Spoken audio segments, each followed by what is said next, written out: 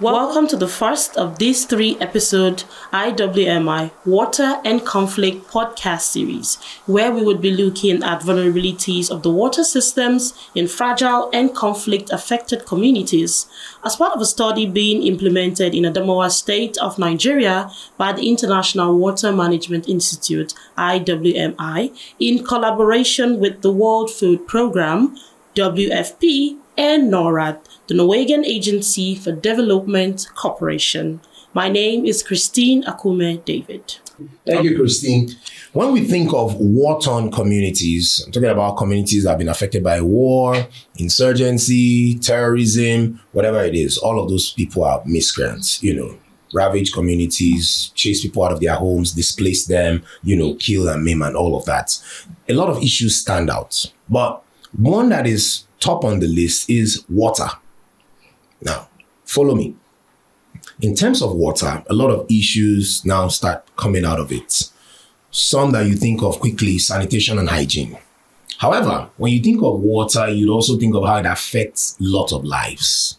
Now, if you've never visited or let alone slept in a community that's been ravaged by war or insurgents, you may not be able to wrap your head around the stark reality of how pivotal, how important, how essential having access to water is. Why? Because you just wake up in the morning, you turn on the shower, you take your bath, and you go. You even sulk and say you woke up on the wrong side of the bed. But water in those kind of communities is king. And we're going to be, unraveling that on this podcast today. My name is Bunmi Afolabi. All right. With us in the studio is Dr. Adebayo, I hope I pronounced that correctly, who works as an irrigation engineer and in the areas of agricultural water solutions and soil and water conservation with the International Water Management Institute at its regional office in Accra, Ghana. He has over 20 years of experience and has worked across many African countries. Thank you for being with us today. Thank you for having me. All right. It's my pleasure. And we have Oluseyi Abdulmalik, a development professional, project manager, and strategic communications lead consultant on the IWMI Photo Voice project. Thank you, Oluseyi, for being with us. Thank you so much for having me. I'm glad to be here. All right, that's fantastic. Glad to have you all. So now, by a form of background, the northeastern region of Nigeria has been grappling with an ongoing humanitarian crisis. It's been on about 10 years and counting, characterized by conflict, violence, and large-scale displacement.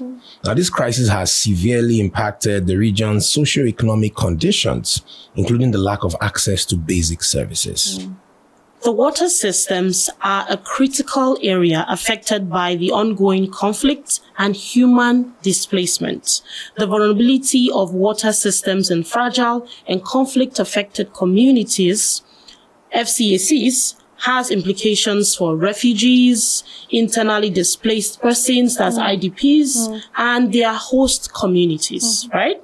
Now, this includes impact on water-dependent economic activities with implications for livelihoods and potential negative health outcomes resulting from the use of unsafe water sources, right? To meet basic needs such as cooking, drinking, and hygiene. Now, going further on that, up to 179 million people. It's been said widely that in Nigeria, the population is over 200 million. So imagine up to 179 million people, that's about 87% of the population, do not have access to safely managed drinking water services. Now, access is particularly inadequate in the north.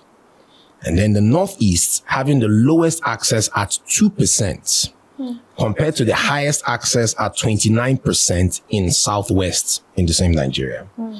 Access for the rural population is at 6%, which is 4 times lower than access levels for the urban population, which is 27%.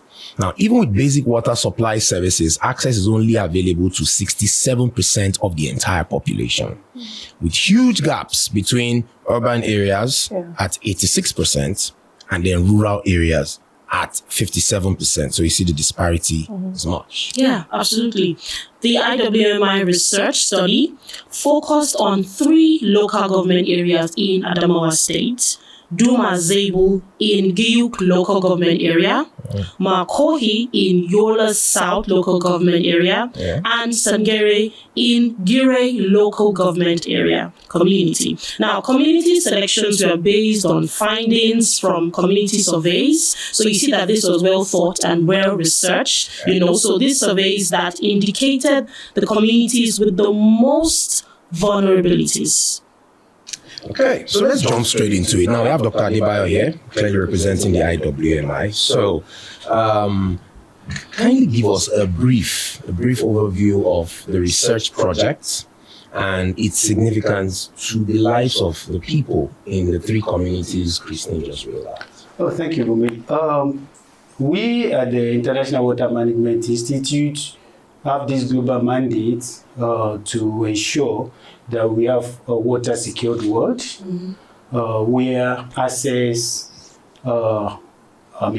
it's a major thing. Then we do everything to see that everybody have access at every time to the safe quantity that is needed, and to also ensure that the challenges that may go with poor quality water are minimized.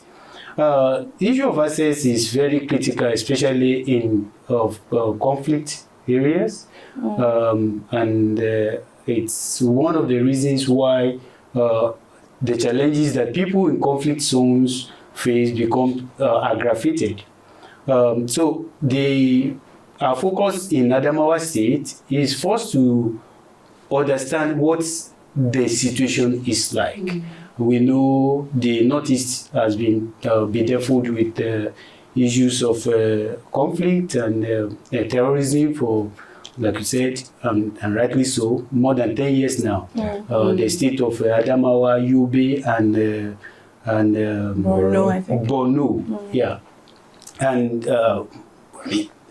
all the stakeholders are doing their best, but the reality is that we're still faced with what we are faced with. Yeah. And this has actually aggravated the challenges that the women, folk, men, everybody, we are facing in that region.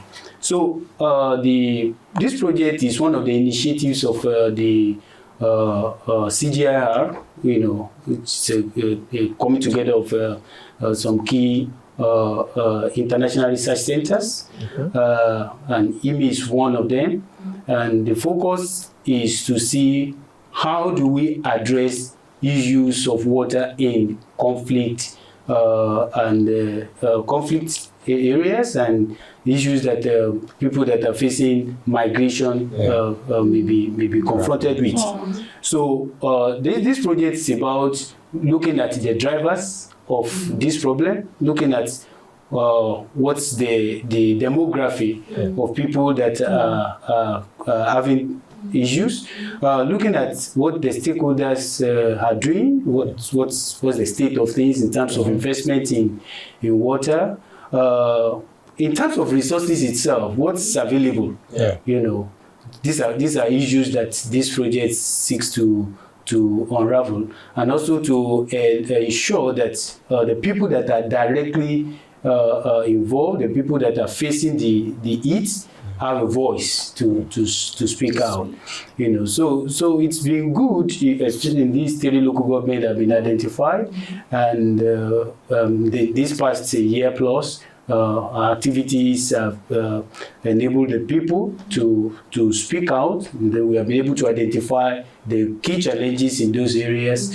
We've been able also to see what the various stakeholders are doing, and we have been able to see what more we still need to do. Amazing. That's a very brilliant one. Okay, so what are some of the key water system challenges faced by communities in Adamawa State? In terms of water, I mean, let's pick it from rainfall, because that is ultimate source of all water sources. The groundwater will take its recharge from rainfall. The rivers will have water from rainfall. So if you look at rainfall distribution across the country, Nigeria, we know clearly that the southern part has more rain than the north. And that's straight away tells us the limitation of available water. Now, within the northeast, which is within the semi-arid region, the rainfall is around 700, 800 mm, meaning that it's quite low. Okay. Now,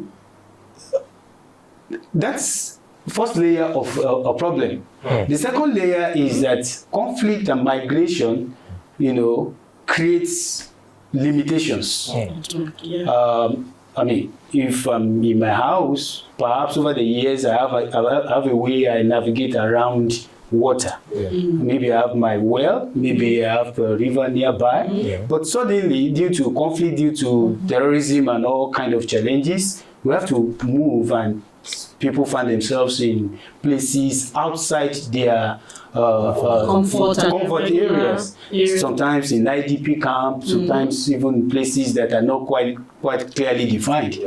So that creates a second layer of challenge, where people are like aliens, and you not have even how to think through what it takes for them to be able to have access to water. I mean, how bad is the situation? You read out some data, and that is very true. Now, people have to go extra mile looking, scavenging for water, as it were.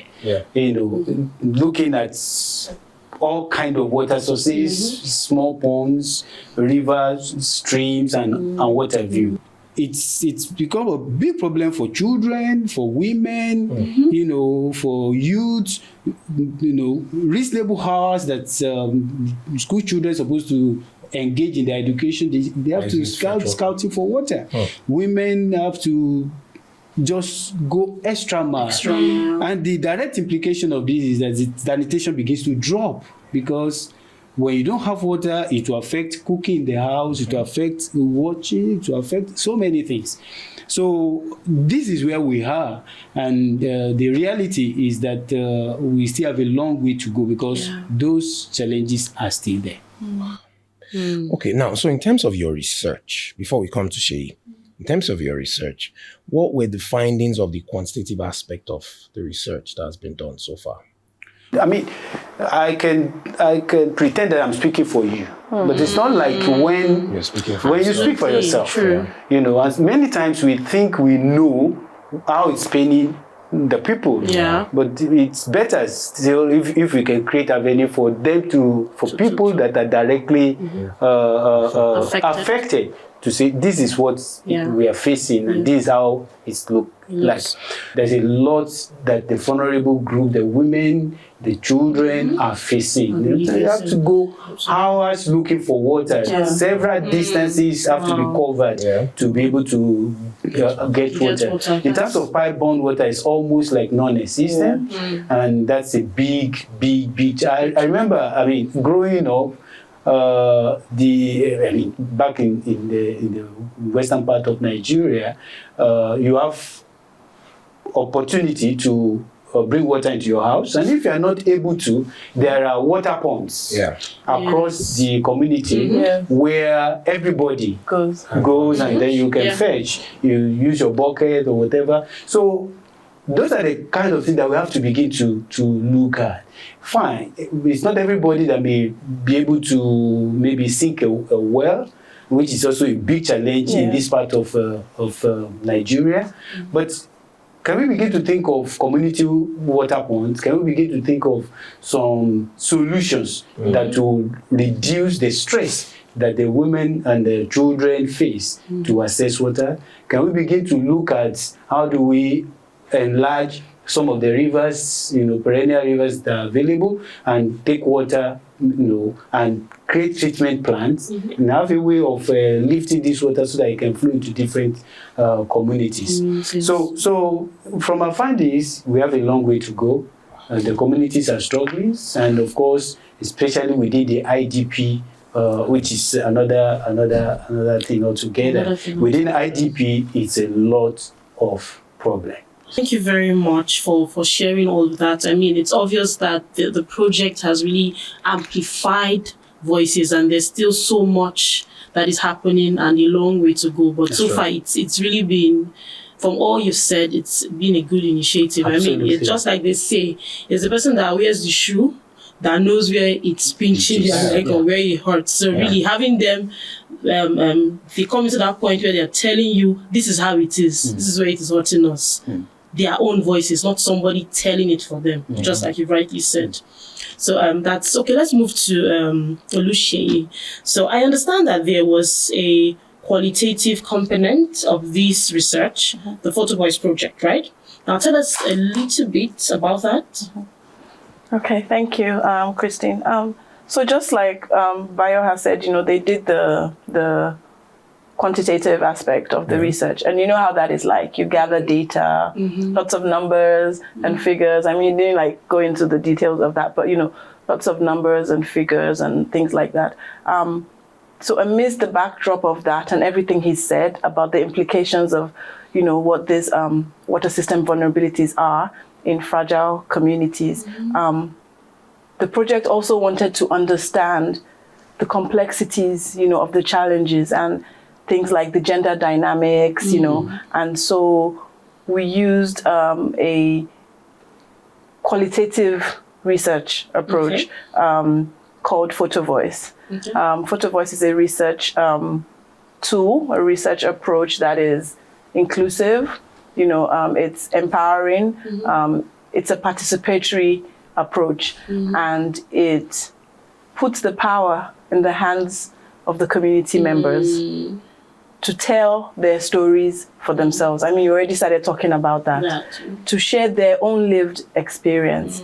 Photo Voice emphasizes that people are the best representative of their narratives, of their stories. Now, I've worked in development communications for a very long time, and the standard way in which we gather stories is by going to communities, interviewing people, shooting documentaries and, things like that. But that has changed over the years. Photo Voice is not a new thing, but it's becoming more and more. It hasn't been so very popular, especially maybe in our context. But it's becoming more and more obvious that the way in which we maybe capture people's stories, we may not always be true, not intentionally, but, inadvertently, we may not always be true to their whole narrative. And so, research found that when we give people the power to tell their own stories themselves, then you can get the authentic, the raw thing and perspectives that you may have never thought about coming in there with your development mind. You already have in your mind what you're looking for, what to see. So you may not even be open to the full experience of getting what they have. True. And so that was what the Photo Voice project was about. And that was another component of this, to complement the quantitative aspect of the research. And so we went to these communities in Adamawa, to these 3 communities. We brought members of these 3 communities together, and we had a workshop, and where we equipped them with the skills to be able to tell their own stories. And so we brought these people together, representatives of their communities, cut across age, from young to older people, cut across, gender, male, female, and, even some people with disabilities represented. And we brought them together, and we equip them with photography skills, gave them cameras, talked to them about storytelling, the importance of visual storytelling.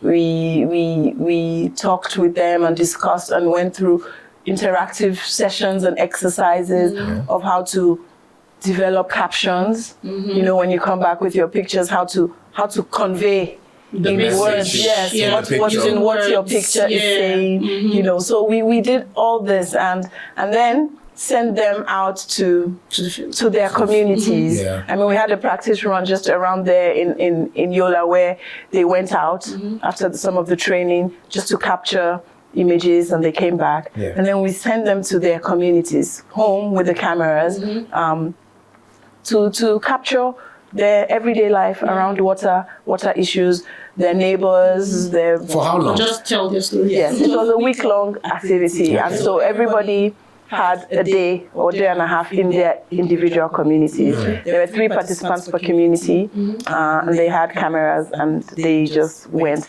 They had facilitators from our team, professional support from, you know, professional photographer, cinematographer. We had strategic communications people. We had community liaison, people that we had employed from within those communities to kind of act as a liaison. So we had all those people at hand to support them. And so they went into their communities, and we said we've talked about the issues, you know what the issues are. We're looking at water system issues and vulnerabilities of water systems in communities like yours. Because they're all in communities that are fragile, that have been affected by conflict. And so just you know, tell us your story. And so he had that authentic and original, you know, feel and all that. And so you mentioned that it was a week long. So I'm guessing that, the first reaction, what was it like? How did they respond to this, you know, seeing that, okay, what are these people coming in to do? And all that. So let's talk about that briefly. You know, you said it was a week long. They saw their own person and everything. So how was it like? How did the community members respond? I mean, like I said, I was trying to describe it because, you know, we did put together a video, a documentary, and we were working on the script for the video and just trying to describe that moment when they saw their community people coming, holding the cameras. I mean, some of the pictures here capture that, holding the cameras, and they were like shocked, like, you know, what's going on? Is this you? You know, holding the camera, what is it about, and everything. And so, you know, the response I feel for me was very organic. You know, it was seamless. The people felt at ease. You know, they had already been told like what was happening, and there was buy-in from the community, and so like. People, they felt more at ease than if it was us strangers behind the cameras, and they were more welcoming. And then, you know, when they were just told, just go about your daily, you know, and they were just more welcoming. So we just got some really powerful images, and you know, it was an amazing experience. Great. Wow.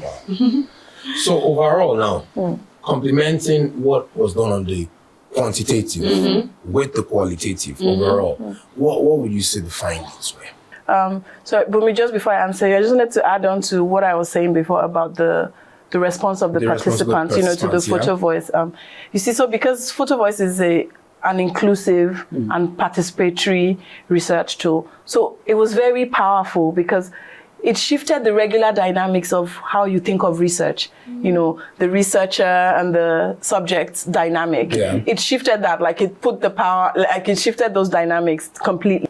It was for many, I think for most of them, there was one participant, I think who was previously a professional photographer, so that was very interesting. But I think apart from him, it was the first time any of them like had been behind a professional camera. You know, and to frame their stories the way they wanted to be seen by the world, by people. It's like, this is what we want you to see. We know you sometimes come and you capture what will fit nicely into your, you know, but this is what we want the world to see. This is how we want to tell our story. I just can't tell you how liberating that is. And many of them had never had that type of opportunity before. So I can't even express how validated they felt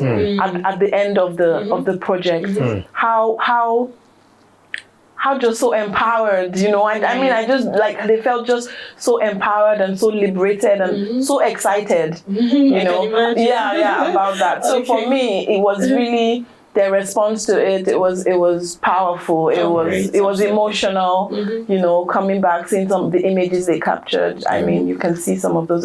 It was really emotional. Okay. And then to go to your question, Bunmi, about the findings from the qualitative aspect of research. They, of course, you know, aligned with what Dr. Adebayo said here. I mean, we know the issues, you know, around water and vulnerability, you know, of water systems in conflict areas. And so, but we found a lack of access to water can actually intensify conflict among community members because a lot of the water infrastructure have been damaged by conflict, you know, and the resources that are available are now limited. Sometimes they're prevented access, you know, by armed you know, groups and stuff like that. So they're prevented from going to here to get water or things like that. So their access has been limited. The availability, the structures have also been affected. So everything has, you know, like reduced, gone down. And so the resources that are available are very limited. And then people that have been displaced, some of the host communities, their populations have like doubled, tripled. And so you're finding like so many people funding from one source, to get, you know, like with just these very few sources. So resources are strained and there's more people. So, you know, that causes tension and conflict of another type, you know. So that's what we found, that it can actually intensify conflict between communities. And just all the things I've mentioned as well, that conflict, you know, infrastructure is destroyed, access is limited, they have to go longer, further, you know, to get water. You know, that's some of the findings. We also, you know, they also captured findings around gender dynamics, you know, in terms of like who does what, who does the fetching. Yes, who does the fetching, who treks, you know, like the burden disproportionately, you know, the burden lies heavily more on, we found, on women and on girls, sadly, because they are responsible for bearing the brunt of the burden of lack of access to water. They're the ones that trek long distances, have to come back, cook, clean, wash clothes. While the men just sit down. You know, well, I'm not. I'm asking, while the men just sit down, wait for food. Or maybe while the men maybe are doing other things, you know, like maybe trying to farm or, you know, trying to, you know, work. And do other things. But I'm just saying, in addition to all the things that women and girls have to do anyway around the house, that burden of getting water was on them as well. I mean, we saw really young children like going long distances to fetch water. They're not in school. You know, so that was some of the findings, how it affected education, disrupted education, how it affected health. You know, health outcomes for young children, for vulnerable women, even how older people, the older population were affected. See a grandmother going to fetch water. This is one of my favorite pictures. A grandmother trekking long distances to fetch water, and maybe she can only carry one thing. Yes, for all that trek, you know. So those were some of the findings around gender dynamics, you know, and other things. Okay, so I mean, you said a whole lot of things, you know, a lot of findings, you know, around gender dynamics, the fact that this has affected education of children, girls, older people living with disabilities. Exactly, you know, that. So it's quite a lot. But then, in all of this, there has got to be some sort of intervention, right? Really? I mean, for how long? Yes, of course, this research project has come to, okay, how can we help now? Let's shed light on this thing. So that brings me to the next question, or the next part of this: the role of the government and advocacy so far. So what's the role? FG, states, local government. Let's talk about that. National Assembly. Yes. In all honesty, there's a lot going on from our political leadership, at the state level, the federal level. Insurgency has become a big menace, and there's no doubt that quite a lot of resources are given, to see how these issues could be addressed. We, like I said, part of the funding is also to identify the stakeholders, the key institutions and also organizations and what they are doing. And of course, we know, for instance, the state government is doing quite a lot when it comes to IDPs and how to say that the challenges that are very peculiar to these vulnerable groups are addressed. So, but the fact is, we still have a long way to go. Like I said, even at the federal level, I think around the time we had the Photoshop, there was a challenge with electricity, supply. It was quite a big one that affected quite a number of states. And of course, even if an individual has sunk a borehole, you can imagine when there's no electricity, you are not even able to pump. So these things are complicated. There are different layers of issues. Those things that the federal government will still have to address them more, especially the area of insecurity itself. Which limits, when people can go out and where exactly they can go. Like she was talking about access. Sometimes, even where the water is, you may not be able to get there. So there's still a lot to be done in terms of improving the security generally. And of course, we acknowledge that government is working hard, both at the federal and at the state level. So, but in terms of areas of security, a lot still have to be done. In terms of restoring infrastructure, a lot still have to be done. Of course, the normal experience in conflict zones is that infrastructures are broken down. That's expected. So these are issues that we still need to visit. Again, empowering the people, to be able to take charge of their lives, be able to take charge of their realities and address the situation frontally. And that's another area that I believe a lot still have to be done. Again, if you look at developing the water system itself,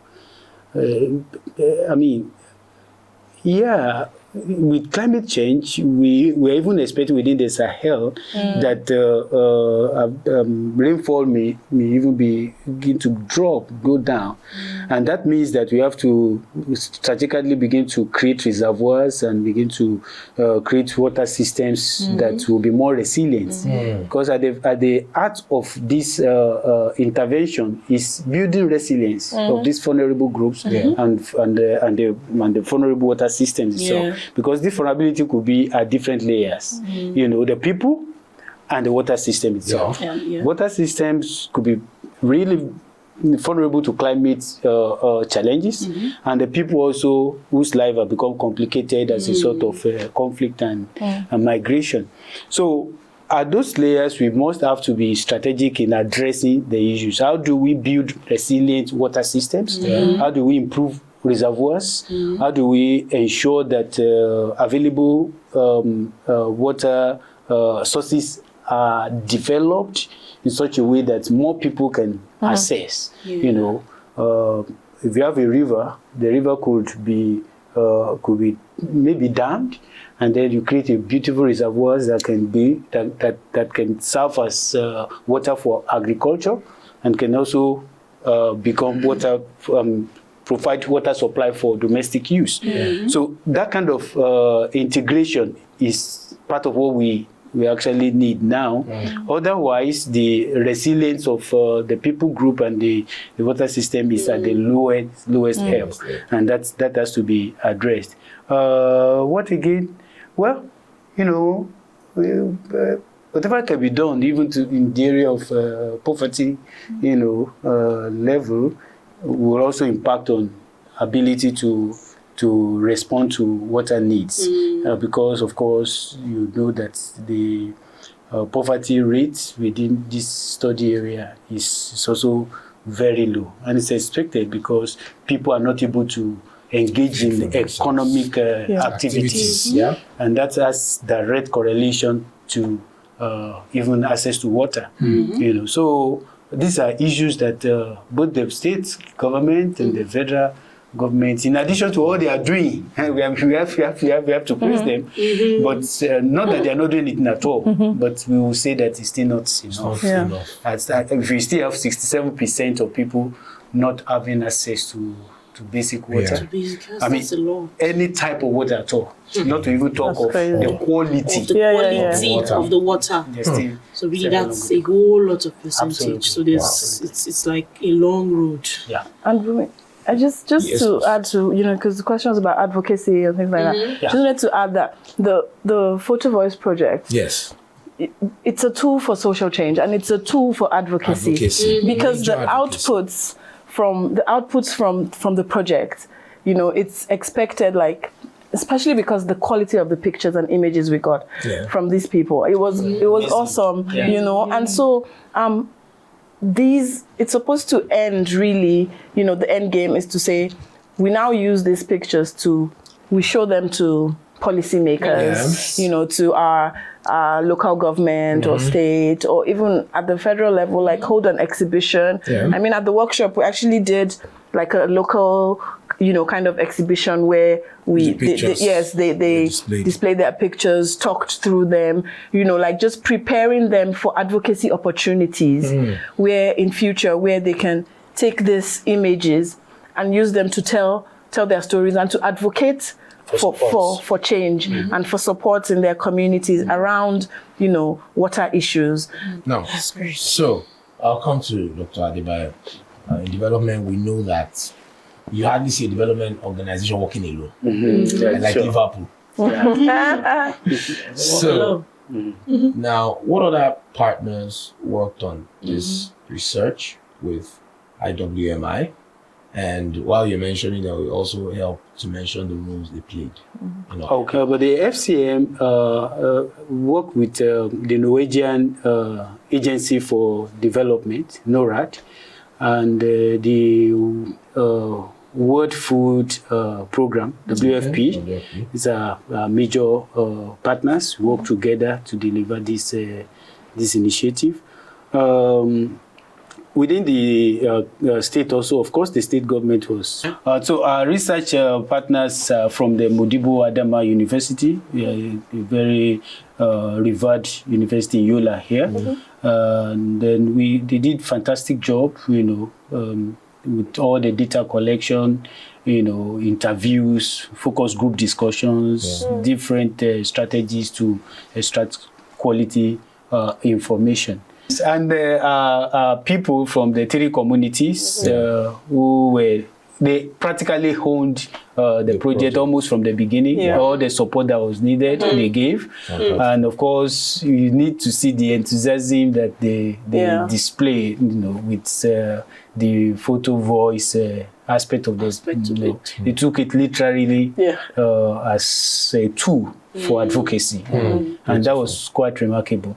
So it was quite an array of people and institutions and organizations that work together, and I think everybody is happy that we are able to push that. For us in IWMI, this is one of our lead initiative, the FCM, and we have come to realize that we really need to pay closer attention to the vulnerable group and people that are affected by migration and conflict, especially in conflict areas and all that.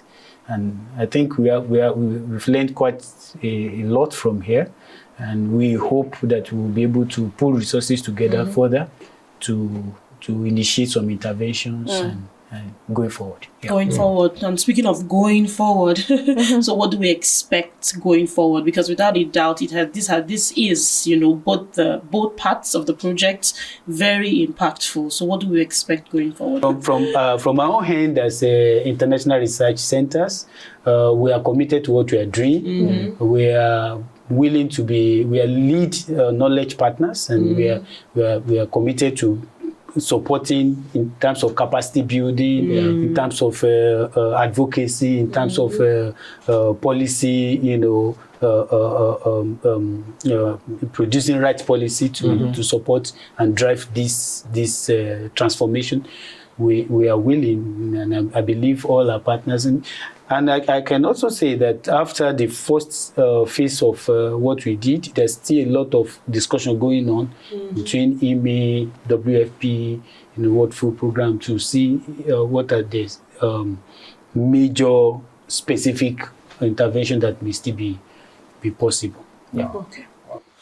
All right. So a lot has been said so far, But Sheyi, do you have something else you want to add to? But I just wanted to say, really importantly, that on the other side of that, we also found that water, and even though this limited water sources, they were a hub for community unity. Bonding And cohesion, So yes, there could be some conflict around that intensify, but it's also a place where friends gathered. Let's go fetch water together, or they're all at the well or at the stream or at the bonding. And so we found that and they even mentioned it themselves and tried to capture some of that. Some of the pictures we took, like two little girls going to fetch water together, coming back, their hands across each other. So that community unity and the issues that they have, with regards to access to water, it brought them closer. Closer. It gave them there was solidarity around that. And another thing that we saw honestly was just the resilience of the people. The resilience, to live in such conditions. I mean, like Bayo said earlier, layer upon layer of issues interconnecting, not just water. Then there's the conflict aspect. And it's just linked to so many issues. But there's spirit. We're not broken. So strong and so resilient, and trying to find solutions. Very proactive in trying to find solutions and in trying to protect their water sources, and even in the way they conserved water. We've got some really awesome images around how they conserved water, like how they keep water cold, in clay pots and buried it in the sand, that you wet the water around it, they kept it cold like that. And so there was just a lot of, they were not giving up. They had not given up. They have not given up. And just their strong spirit, their resilience, and just their eagerness still, and enthusiasm and excitement for life, even in the dire circumstances, was a huge thing that we, the facilitating team, were really touched by, because we're coming from the city, and so we were touched by how strong their spirit still was. Yeah. Remained unbroken. Fantastic. So that's so much to take in on this episode. And of course, then it goes without saying that when you view this kind of an episode, you should share. So please share the videos. Yeah, please share. You never know who will see this and then spark for lack of a better word, a revolution. Yes. A revolution. It's even beyond spark a conversation. Yeah. Now it's time for now revolution. It's revolution, because something that stayed for 10 years now is change. Now. Yeah. Do you get? And then these things can now start being mitigated. And we also hope that, speedily the government will be able to put an end to the issue of insurgency and, insecurity in that part of the country, because that is the root cause of all of this. Absolutely. So we look forward to that. So please share the videos, put your comments in there also. You know how the algorithm works on all of these platforms. When you comment, the videos travel more. Yeah. So that's the least you can do. You didn't go to the community to shoot the pictures.